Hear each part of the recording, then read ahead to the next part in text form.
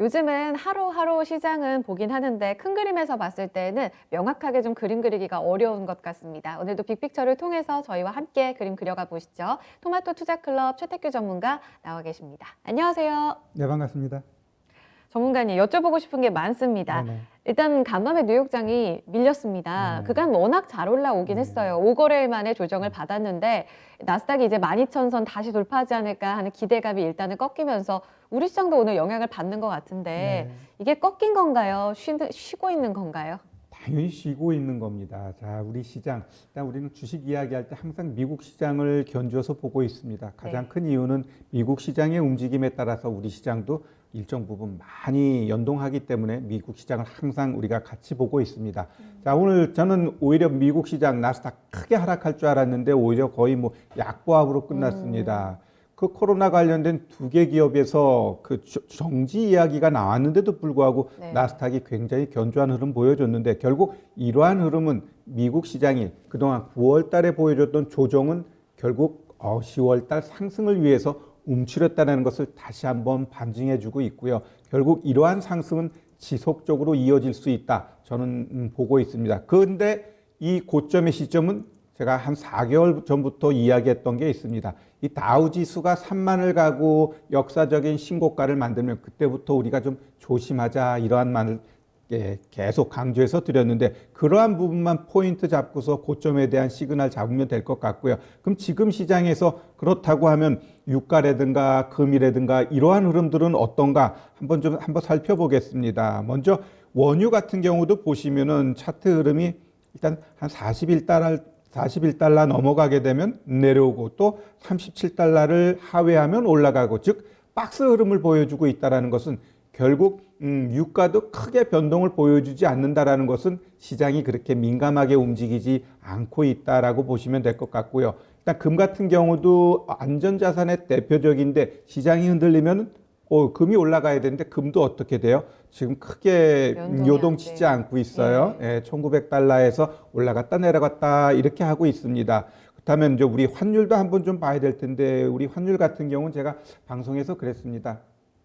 1500달러, 1150이 깨지고 1400까지는 열어놓고 일단 1400 오면은 아마 일정 부분 정부의 개입이 있을 수 있다 이렇게 말씀드렸는데 결국 환율도 크게 변동 없이 1140원 그 후반대에서 움직임을 보여주고 있다는 것은 나쁘지 않아요. 즉 지금 IMF에서도 우리 경제 성장률을 높이고 또 한국은행도 금리를 동결하는 이러한 분위기는 결국 주식시장에는 나쁘지 않거든요. 그러면 우리 시장은 상단을 어디까지 열어놓고 봐야 될까? 이 부분에 대해서 한번 제가 말씀드려 보도록 하겠습니다. 우리 시장 같은 경우는 일단 먼저 거래소입니다. 거래소 보시면은 여기 노란선이 21 이평선인데 21 이평선도 하회하지 않고 있어요. 즉 여기서 7거래일, 8거래일 상승했다가 어제 고점 만들고 오늘 살짝 내려가는 거니까 이것은 뭐다? 조정이고요. 오히려 오후장에 제가 봤을 때는 아래 꼬리 달고 올라가는 모습 나타내 주면은 오히려 후반 들어갈수록 다시 고점 만들면서 갈 수 있어요. 그래서 우리 거래소는 제가 봤을 때 한 2458이 고점이죠. 한 2500까지 한번 열어 놓으셔도 될 것 같고요.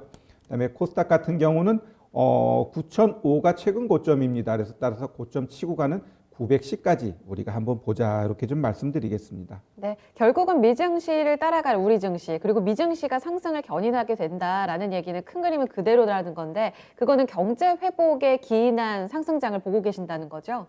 일단 뭐 경제가 완벽하게 개선되지는 않습니다. 주식이라는 것은 투자 심리가 더 중요하거든요. 그러면 지금 제가 항상 이야기하는 건 뭐냐면 미국 시장에서의 상승 모멘텀은 부양책입니다. 부양책이 해결되면 오히려 그 다음 시장에서 원하는 게 뭐냐고 하면서 하락할 가능성이 있어요. 근데 지금은 부양책이라는 카드가 남아 있으니까 결국은 그거에 대한 기대감으로 시장은 계속 올라가는 거거든요. 기업들의 실적은 뭐 다 좋고 나쁘고 아마 그 언택트, 비언택트 관련돼서 시비가 엇갈려요. 네. 그거는 크게 변화가 없어. 다만 주식시장, 시장 흐름에 있어서는 투자 심리가 더 중요하거든요. 그래서 그 투자 심리는 아직 살아있다. 그리고 시장의 유동성은 결국 아직도 유지되고 있기 때문에 결국 10월 달은 상승 쪽으로 보고 가셔도 되겠다 이렇게 다시 한번 강조해 드립니다. 네, 간밤 뉴욕장이 살짝 흔들린 것도 이를 대변한 게 아닐까 싶습니다. 뭐 백신과 관련된 악재라든지 실적 변동성은 잠시 동안의 잡음이 될 뿐 유동성에 기반한 지금의 이 심리 시장은 계속 좋을 거다 이렇게 보시네요. 다음 이슈가 여전히 지금 검색창에 가장 뜨거운 이슈, 앞서서도 여러 차례 이야기가 나오고 있는데 많은 분들의 코멘트가 좀 필요한 이슈인 것 같아요. 일단 정의선 체제 가속화, 여기에 좀 포커스가 많이 맞춰져 있습니다. 오늘 시들한데 증권사에서도 지금 코멘트가 많이 안 나왔어요, 전문가님. 지배구조 개편, 뭐 첨단 모빌리티, 어느 쪽에 포커스를 보고 앞으로 현대차 그룹주를 좀 봐야 된다고 보세요? 네, 일단 우리 정의선 씨가 이제 재계 서열 2위, 네. 현대차 그룹의 이제 3세 경영이 이제 시작됐습니다. 제가 어렸을 때만 해도 현대차 하면은 참 조잡하고 성능도 떨어지고 좀 그랬어요. 근데 지금의 현대차를 봤을 때는 정말 달라요. 네. 한번 사고 싶다라는 생각이 들 정도로 디자인이라든가 이러한 면에 있어서 굉장히 모두. 앞서가고 있거든요. 예. 결국 이 정의선 이분이 경영 능력이 이제 어느 정도 이제 검증이 됐다 이것을 이제 보여주는 거고요. 현대차가 이전의 차가 아니라 오히려 진짜 세계의 자동차를 선도해 나가는 기업으로 지금 변신하고 있어요. 전기차면 전기차, 수소차면 수소차, 그리고 또 디자인이면 디자인, 또 품질이면 품질 하나하나 업그레이드 되는 게 보여집니다. 뭐 내가 뭐 현대차에 뭐 먹은 건 없지만 제가 개인적으로 느꼈을 때 과거에 비해 지금의 현대차의 모든 그 디자인, 품질 이런 거 봤을 때 한 단계 업그레이드 돼 있고 앞으로 미래 성장 먹거리 중에 하나가 결국 전기차 수소차인데 이러한 부분에 선두주자로서 나아간다라는 것은 제가 봤을 때는 충분히 더 공격적으로 투자해도 되는데 현 시점에서는 좀 트레이딩 구간으로 봐야 될 것 같아요. 한번 차트를 한번 볼게요. 네. 일단 현대차 같은 경우는 최근에 19만 1,500원 고점 만들고 횡보하고 있습니다. 제가 목표가는 한 21만 원 드렸는데 그것은 단기적으로 나오는 게 아니라 지금의 이러한 횡보 구간을 거쳐서 한번 가게 되고 그러면 이 종목을 크게 투자하기 위해서는 저는 오히려 연말 이후 큰 변동성 이후 하락장이 오면 2021년에는 오히려 이러한 종목이 어느 정도 눌림이 나오면 제대로 한번 투자해도 될 시점이 나온다고 봐요. 그래서 지금은 투자의 개념보다는 좀 트레이딩 쪽으로 보시면 될 것 같고 따라서 현대차 같은 경우는 지금 뭐 추세가 깨졌냐 그랬을 때 전혀 안 깨졌죠. 21 이평선 지지해주고 있고 얘가 좀 더 떨어지면 아마 17만 원이 올 텐데 이 구간에서는 한번 사가지고 트레이딩 가능하다라고 보시면 될 것 같습니다. 그리고 제가 한 2주 전에 추천드렸던 종목 관련된 종목인데 이노션을 한번 보겠습니다. 자, 이노션. 네. 오늘 잘 가요.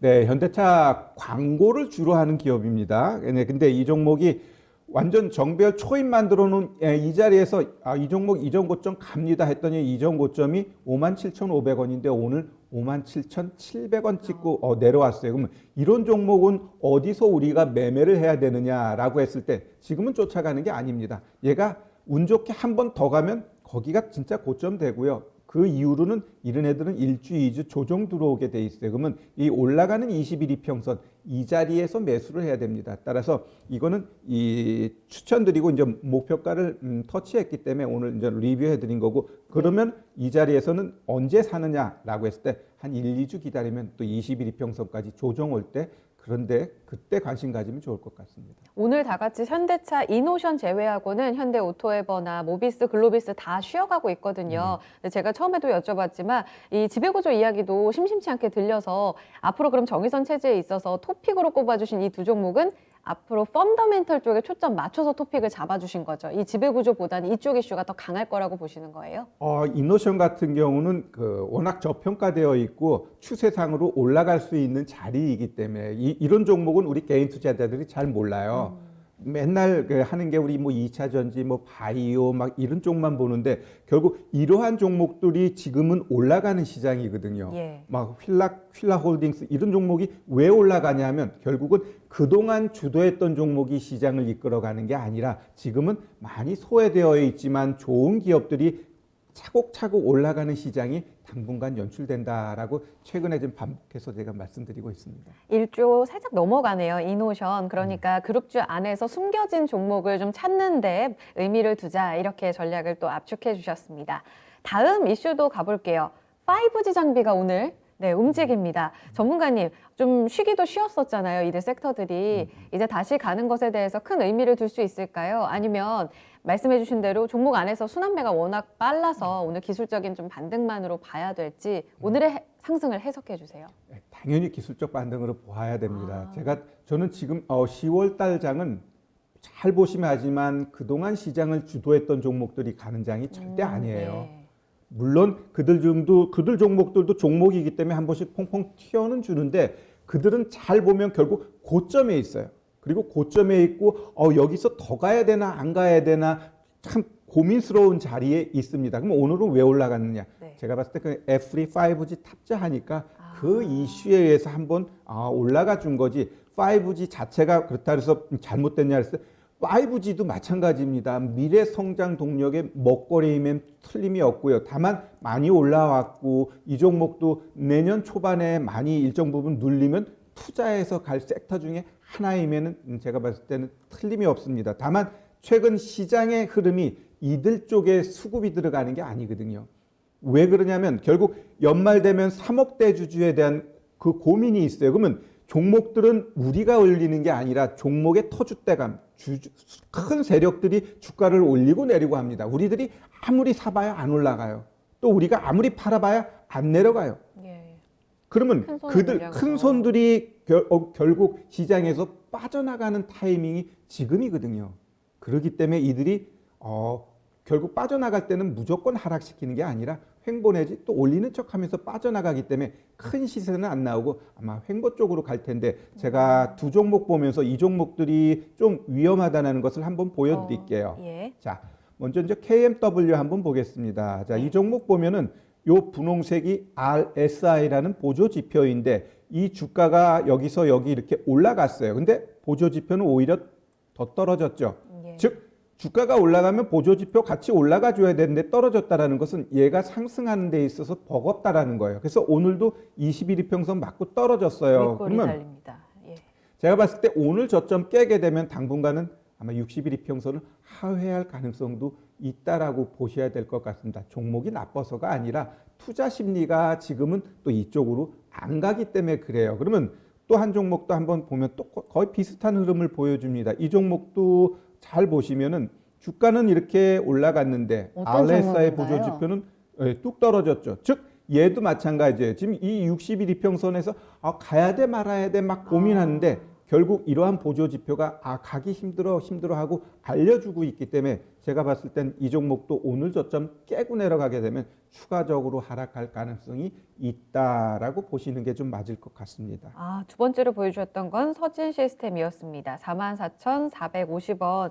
지금 저점 깰지 여부를 좀 잘 체크해 보셔야 될 것 같아요. KMW도 마찬가지고요. 5G 딱 말씀해 주신 대로 지금 장중 탄력이 영 힘이 없습니다. 거의 다 윗골이 달리면서 탄력을 반납하고 있습니다. 결국은 지금의 연말까지의 이 변동성을 이길 수 있는 종목은 누구이냐에 있어서는 어느 정도 자리를 만들어 나가고 있는 기회를 봐도 될 그런 종목들을 꼽아야 된다라는 답이고요. 그 때문에 5G는 힘들다라는 답도 함께 나오네요.